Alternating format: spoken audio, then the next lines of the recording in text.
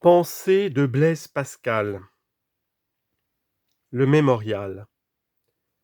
L'an de grâce 1654. Lundi 23 novembre, jour de Saint Clément, pape et martyr et autres au martyrolage. Veille de Saint Chrysogone, martyr et autres. Depuis environ 10h30 du soir jusqu'à environ minuit et demi. Feu. Dieu d'Abraham, Dieu d'Isaac, Dieu de Jacob. Nom des philosophes et des savants. Certitude, certitude, sentiment, joie, paix, Dieu de Jésus-Christ. Deum meum et Deum vestrum. Ton Dieu sera mon Dieu. Oubli du monde et de tout hormis Dieu. Il ne se trouve que par les voies enseignées dans l'Évangile. Grandeur de l'âme humaine. Père juste, le monde ne t'a point connu, mais je t'ai connu. Joie, joie, joie, pleurs de joie. Je m'en suis séparé. Dereliquerunt me fontem aquae vivae. Mon Dieu, me quitterez-vous? Que je n'en sois pas séparé éternellement.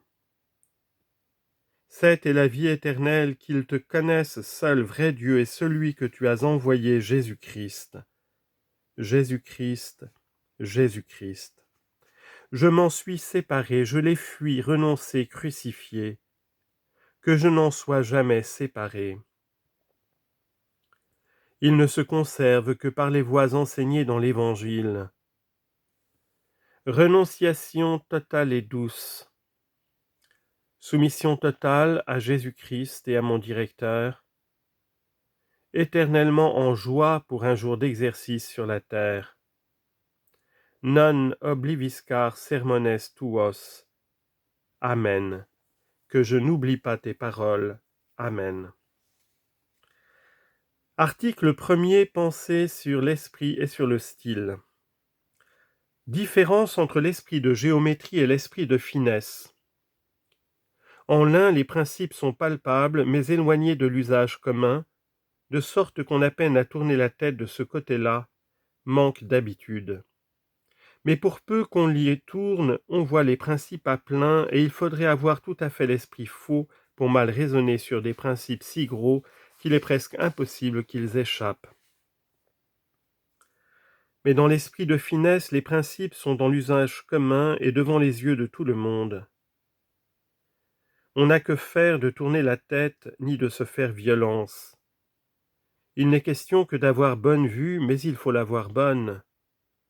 Car les principes sont si déliés et en si grand nombre qu'il est presque impossible qu'ils n'en échappent. Or, l'omission d'un principe mène à l'erreur. Ainsi, il faut avoir la vue bien nette pour voir tous les principes, et ensuite l'esprit juste pour ne pas raisonner faussement sur des principes connus.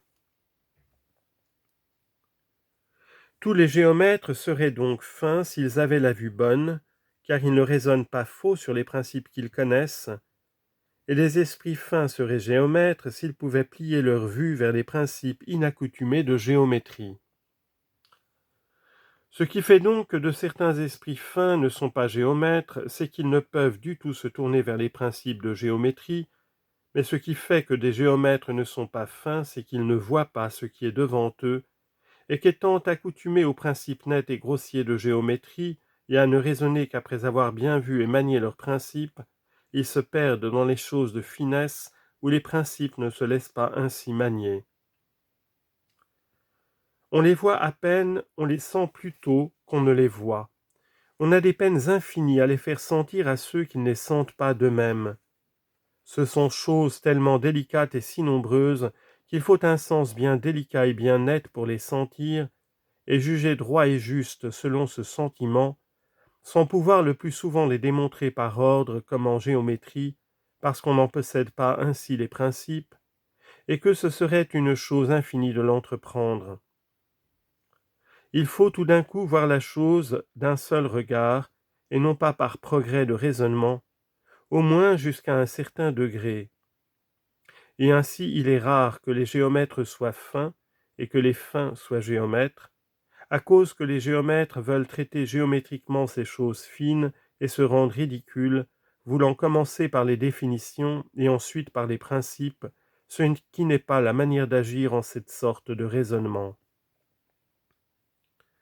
Ce n'est pas que l'esprit ne le fasse, mais il le fait tacitement, naturellement et sans art, car l'expression en passe tous les hommes, et le sentiment n'en appartient qu'à peu d'hommes.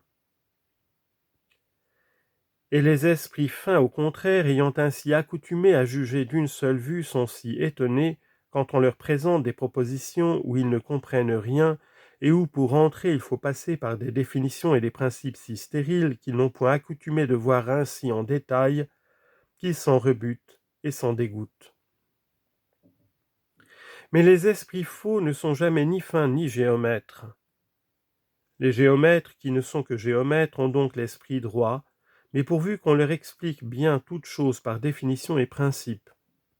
Autrement, ils sont faux et insupportables, car ils ne sont droits que sur les principes bien éclaircis.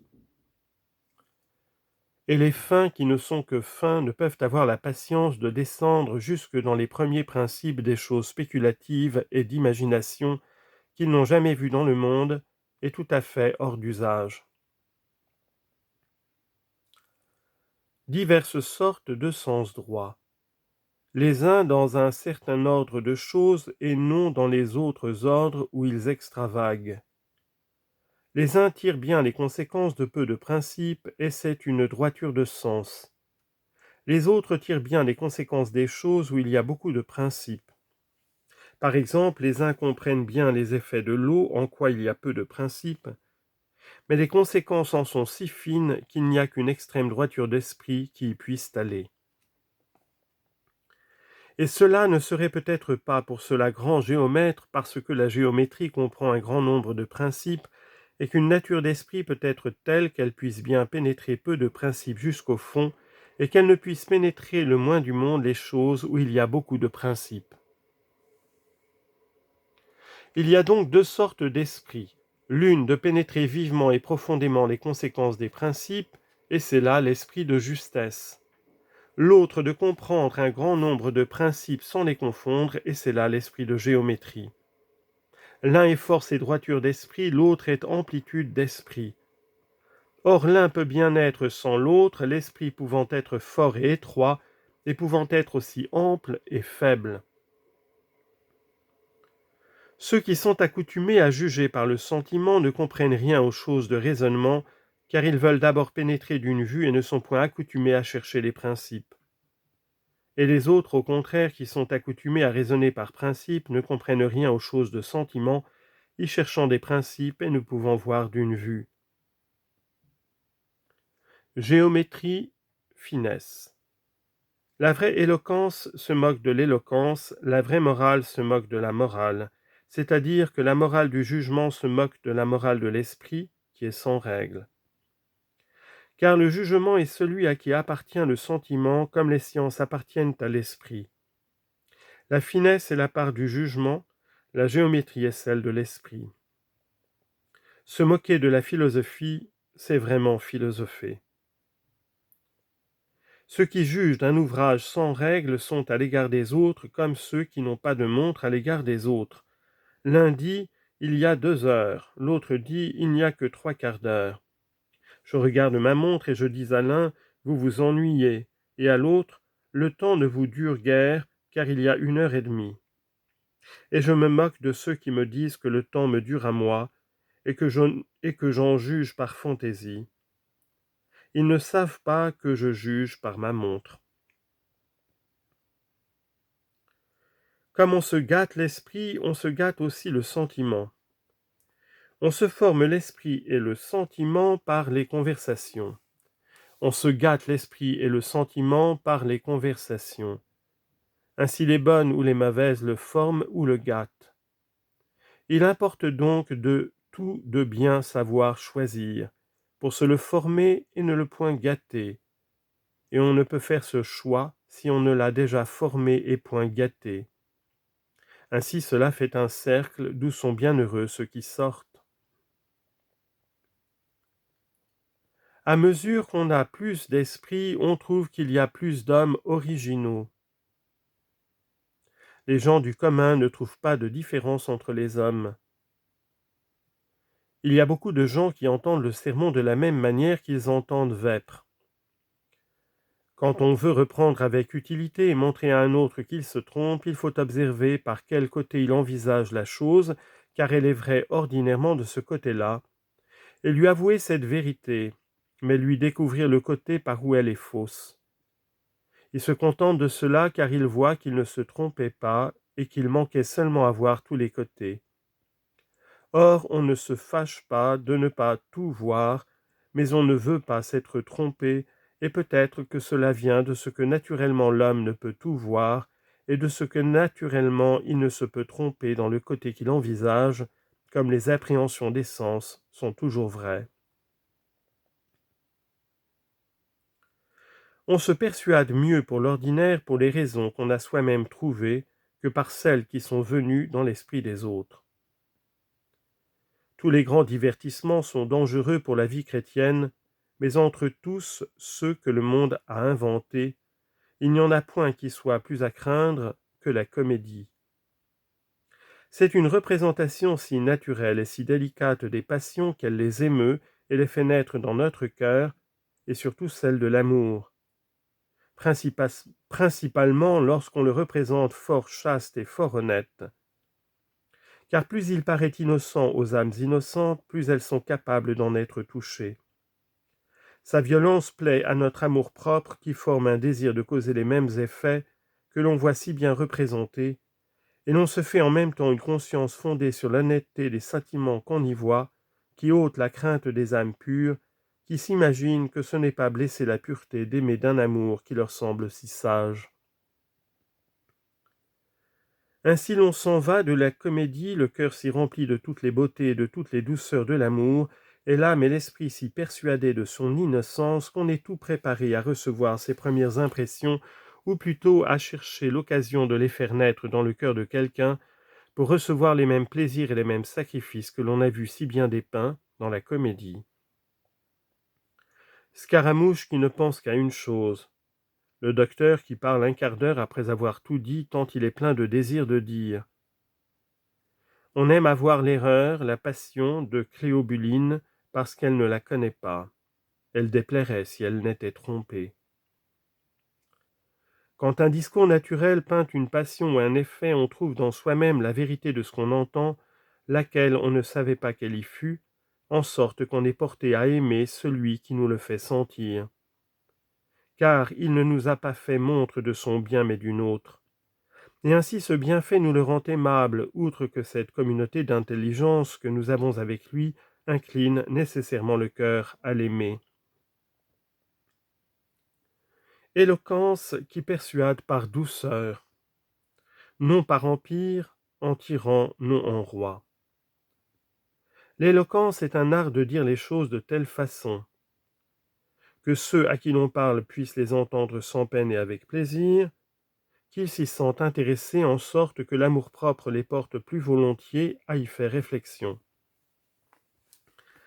Elle consiste donc dans une correspondance qu'on tâche d'établir entre l'esprit et le cœur de ceux à qui l'on parle d'un côté, et de l'autre les pensées et les expressions dont on se sert, ce qui suppose qu'on aura bien étudié le cœur de l'homme pour en savoir tous les ressorts, et pour trouver ensuite les justes proportions du discours qu'on veut y assortir. Il faut se mettre à la place de ceux qui doivent nous entendre et faire essai sur son propre cœur du tour qu'on donne à son discours pour voir si l'un est fait pour l'autre et si l'on peut s'assurer que l'auditeur sera comme forcé de se rendre. Il faut se renfermer le plus qu'il est possible dans le simple naturel, ne pas faire grand ce qui est petit, ni petit ce qui est grand. Ce n'est pas assez qu'une chose soit belle, il faut qu'elle soit propre au sujet, qu'il n'y ait rien de trop, ni rien de manque. Les rivières sont des chemins qui marchent et qui portent où l'on veut aller.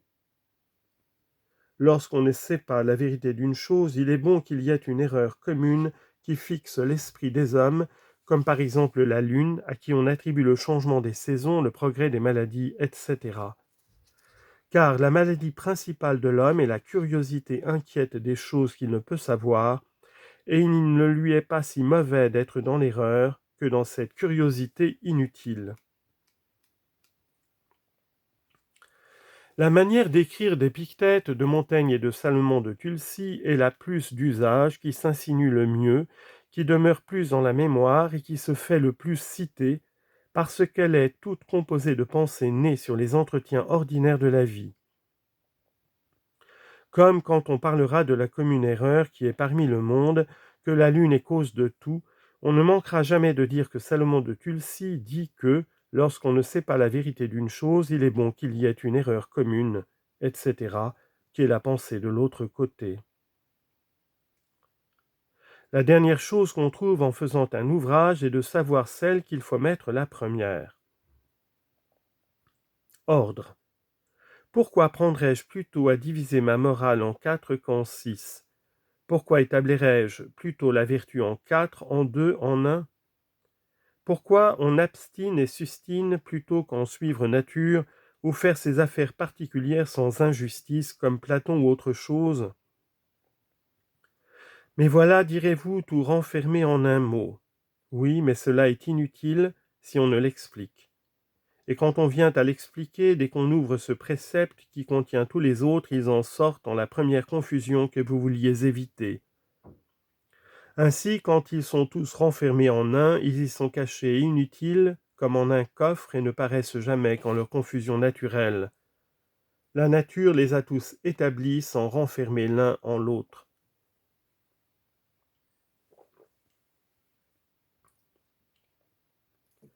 La nature a mis toutes ces vérités chacune en soi-même. Notre art les renferme les unes dans les autres, mais cela n'est pas naturel, chacun tient sa place. Qu'on ne dise pas que je n'ai rien dit de nouveau. La disposition des matières est nouvelle.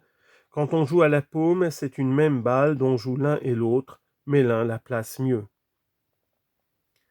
J'aimerais autant qu'on me dit que je me suis servi des mots anciens, et comme si les mêmes pensées ne formaient pas un autre corps de discours, par une disposition différente, aussi bien que les mêmes mots forment d'autres pensées par leurs différentes dispositions.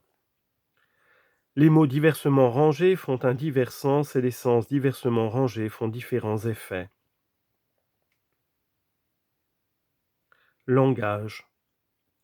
Il ne faut point détourner l'esprit ailleurs, sinon pour le délasser, mais dans le temps où cela est à propos, le délasser quand il faut et non autrement, car ce qui délasse hors de propos, il lasse, et qui lasse hors de propos délasse, car on quitte tout là, tant la malice de la concupiscence se plaît à tout faire le contraire de ce qu'on veut obtenir de nous sans nous donner du plaisir, qui est la monnaie pour laquelle nous donnons tout ce qu'on veut.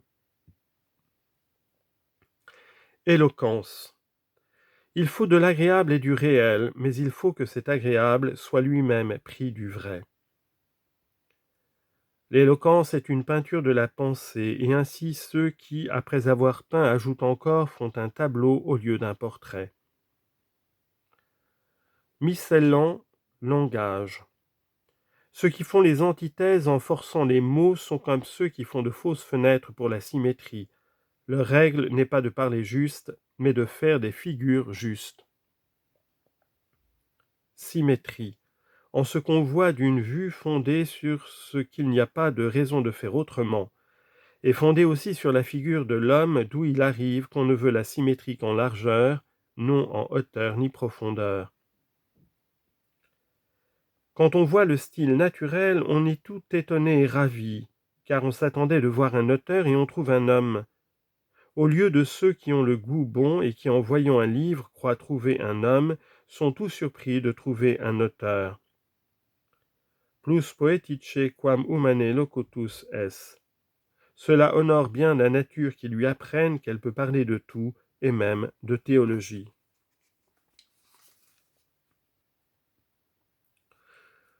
Qu'on voit les discours de la 2e, 4e et 5e du janséniste, cela est faux et sérieux. Je hais également le bouffon et l'enflet. On ne ferait son ami de l'un ni de l'autre. On ne consulte que l'oreille parce qu'on manque de cœur. La règle est l'honnêteté, poète et non honnête homme. Après ma 8e, je croyais avoir assez répondu. beauté d'omission, de jugement. Toutes les fausses beautés que nous blâmons en Cicéron ont des admirateurs, et en grand nombre. Il y a un certain modèle d'agrément et de beauté qui consiste en un certain rapport entre notre nature, faible ou forte telle qu'elle est, et la chose qui nous plaît. Tout ce qui est formé sur ce modèle nous agrée, soit maison, chanson, discours, vers, prose, femme, oiseau, rivière, arbre, chambre, habit, etc.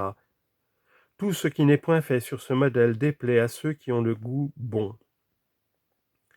Et comme il y a un rapport parfait entre une chanson et une maison qui sont faites sur le bon modèle, parce qu'elles ressemblent à ce modèle unique, quoique chacune selon son genre, il y a de même un rapport parfait entre les choses faites sur le mauvais modèle.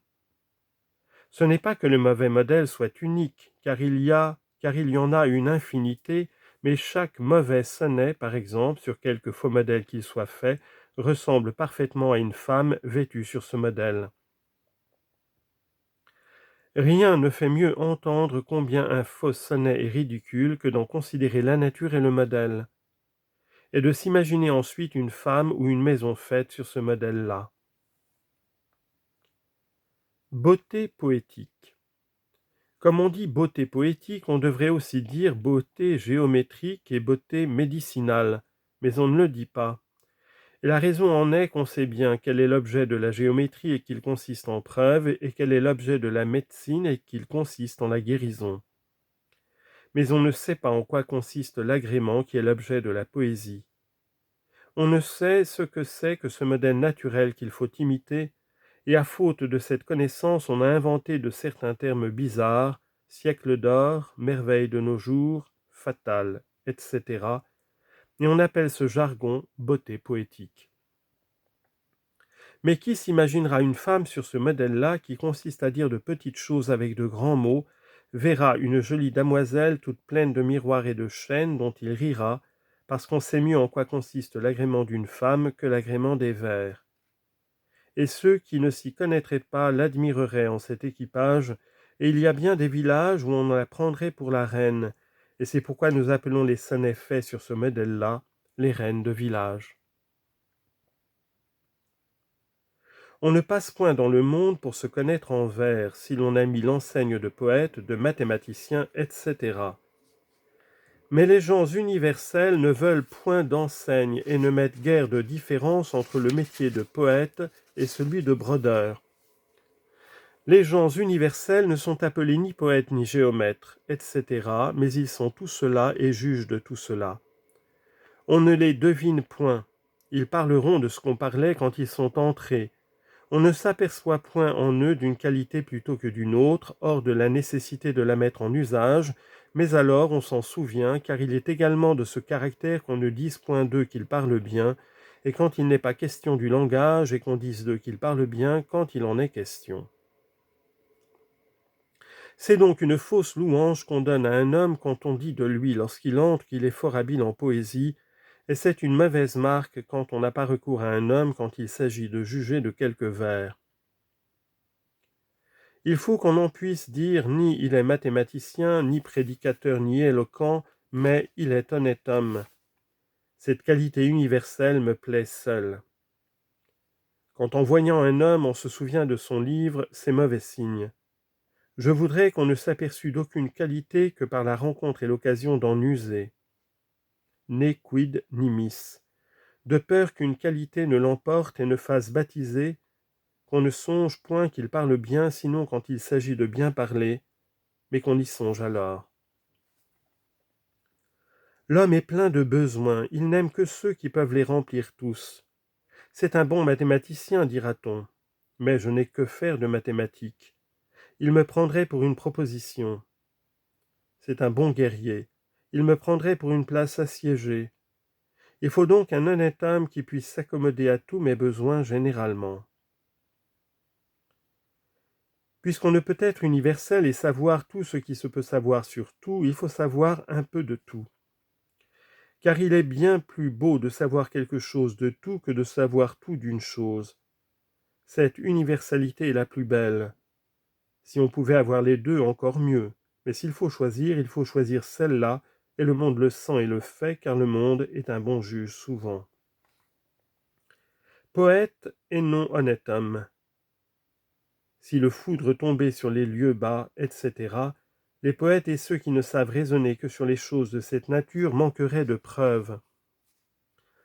Les exemples qu'on prend pour prouver d'autres choses, si on voulait prouver les exemples, on prendrait les autres choses pour en être les exemples. Car comme on croit toujours que la difficulté est à ce qu'on veut prouver, on trouve les exemples plus clairs et aidants à le montrer.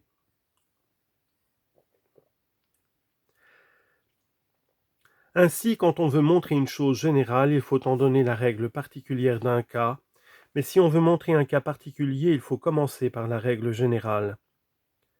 Car on trouve toujours obscure la chose qu'on veut prouver et claire celle qu'on emploie à la preuve. Car quand on propose une chose à prouver, d'abord, on se remplit de cette imagination qu'elle est donc obscure et au contraire que celle qui la doit prouver est claire, et ainsi on l'entend aisément. Épigramme de Martial. L'homme aime la malignité, mais ce n'est pas contre les borgnes ou les malheureux, mais contre les heureux superbes. On se trompe autrement. Car la concupiscence est la source de tous nos mouvements et l'humanité, etc. Il faut plaire à ceux qui ont les sentiments humains et tendres. Celle des deux borgnes ne vaut rien, car elle ne les console pas et ne fait que donner une pointe à la gloire de l'auteur. Tout ce qui n'est que pour l'auteur ne vaut rien. Ambitiosa recidet ornamenta. Prince à un roi plaît parce qu'il diminue sa qualité. Certains auteurs, parlant de leurs ouvrages, disent « mon livre, mon commentaire, mon histoire, etc. » Ils sentent leurs bourgeois qui ont pignon sur rue et toujours un chez-moi à la bouche. Il ferait mieux de dire « notre livre, notre commentaire, notre histoire, etc. » vu que d'ordinaire il y a plus en cela du bien d'autrui que du leur. Voulez-vous qu'on croie du bien de vous? N'en dites pas. Les langues sont des chiffres où non les lettres sont changées en lettres, mais les mots en mots, de sorte qu'une langue inconnue est déchiffrable. 10 heures de bons mots, mauvais caractère. Il y en a qui parlent bien et qui n'écrivent pas bien. C'est que le lieu, l'assistance les échauffe et tire de leur esprit plus qu'ils n'y trouvent sans cette chaleur. Quand dans un discours se trouvent des mots répétés, qu'essayant de les corriger on les trouve si propres qu'on gâterait le discours, il faut laisser, c'en est la marque. Et c'est là la part de l'envie qui est aveugle et qui ne sait pas que cette répétition n'est pas faute en cet endroit, car il n'y a point de règle générale. Masquer la nature et la déguiser. Plus de rois, de papes, d'évêques, mais auguste monarque, etc. Point de Paris, capitale du royaume. Il y a des lieux où il faut appeler Paris Paris et d'autres où il la faut appeler capitale du royaume. Un même sens change selon les paroles qu'il exprime. Les sens reçoivent des paroles leur dignité au lieu de la leur donner. Il en faut chercher des exemples. Pyrrhonien pour opiniâtre. Nul ne dit cartésien que ceux qu'ils ne sont pas. Pédant qu'un pédant, provincial qu'un provincial, et je gagerais que c'est l'imprimeur qui l'a mis au titre des lettres au provincial. Carrosse versé ou renversé selon l'intention. Répandre ou verser selon l'intention. Façon de parler, je m'étais voulu appliquer à cela. Vertu apéritive d'une clé, attractive d'un croc. Devinez la part que je prends à votre déplaisir. Monsieur le cardinal ne voulait point être deviné. J'ai l'esprit plein d'inquiétude, je suis plein d'inquiétude, vaut mieux. Je me suis mal trouvé de ces compliments. Je vous ai bien donné de la peine, je crains de vous ennuyer, je crains que cela soit trop long, ou on entraîne ou on irrite. Vous avez mauvaise grâce, excusez-moi s'il vous plaît. Sans cette excuse, je n'eusse point aperçu qu'il y eût d'injures. Révérence parler, il n'y a rien de mauvais que leur excuse. Éteindre le flambeau de la sédition trop luxuriant. L'inquiétude de son génie, trop de deux mots hardis.